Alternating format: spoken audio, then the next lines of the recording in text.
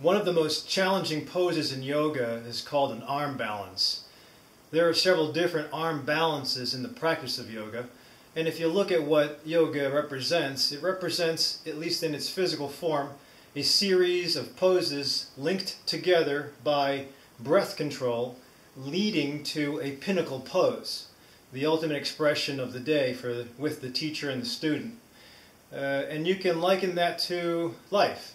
Life is a series of challenges, all linked together by grounding and stability, to a pinnacle plateau or an expression of your existence in the life.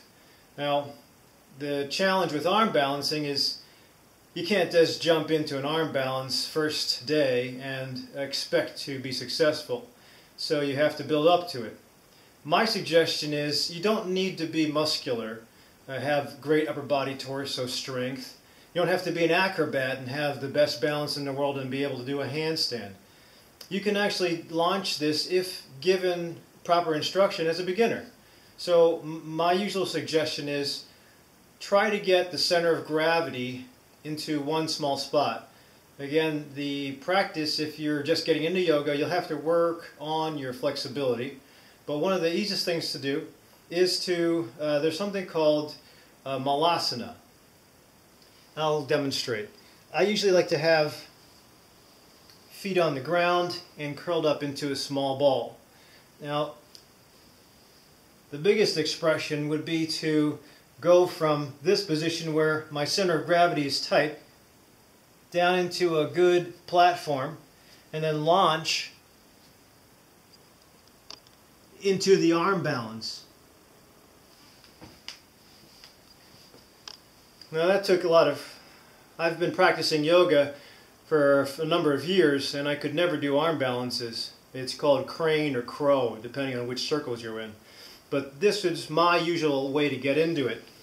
I start with the classic expression of malasana would be something like this.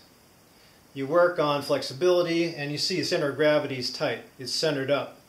Now if you're just starting, you're probably going to be high. And the higher you up, the lower you have to drop, the more imbalance you're going to have. So try to get to the point where feet are comfortable, whether you're on your toes or flat on your feet, it's okay.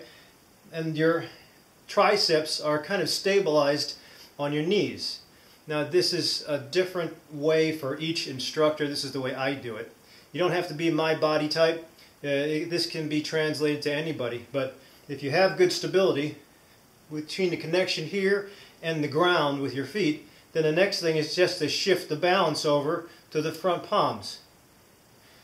So when you shift, your feet are naturally good, the heels are going to come off the ground, and you're going to be centered a little further forward, but you'll still maintain the center of gravity as being low. When you are ready, you can start to, you still keep the connection between your tricep and your knees, but you start to lift your hips up. Almost like you're doing a mountain pose or downward facing dog. And as you lift your hips up, your center of gravity shifts to right over where your wrists touch the floor and where your hands are. So if you have good stability, you should be able to keep your center of gravity low, but just move it forward. And when you have it where you're kind of balanced, and you have to go back and forth, then you can lift one foot. I'll lift the one that's close to the camera. And then maintain good contact here. Get a better feel. And then when you're ready, lift the other foot even for a second. When you lift, you sometimes will shift forward until you can lift both feet off the ground. In Aikido, we're taught to fall before we flip.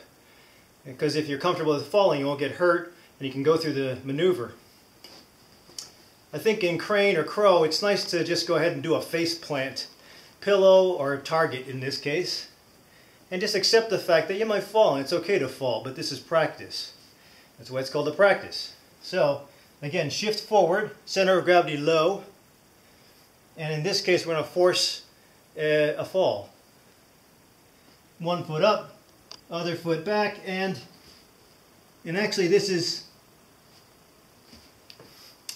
when my head touches the mat, I can go lower or I can put a brick and go higher.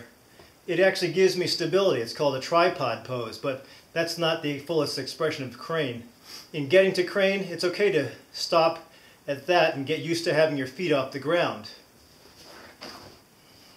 Using a brick gives me a little more height so I don't have to go down so low. Again, lean forward, balance, make sure you feel the balance in your hands, spread the fingers apart, palms are flat. Connection between the tricep and the knees is tight. Some of you with flexibility can actually get knees right into the armpits. That's not my style. Or some of you without flexibility will put the knees on the outside. It's all the matter of having a connection. You get your connection, go ahead and face plant, lift up. And that's actually a workout. You have a tripod between here and my two hands, and you're actually building up the low back, and you're getting used to the balance. One other option is you put it behind you and start up high. Naturally, when your feet are higher, it's easier to know where that center of gravity is, and the center of gravity is low, but it's moved forward a little bit, so it's easier to get into the pose, it's easier to launch. Lift one foot up, other foot, balance, back down. It's just a matter of getting into it over and over again, just like sun salutations. We repeat the maneuver over and over again to work on timing and breath, but also to maximize on the technique every time you go through sun sals. In this form of trying to get to, at least my way to get to crow or crane, this is the best expression I've found, is to just play with the pose, be comfortable with face planting if you have to, and then learn to fly so you can get to full expression.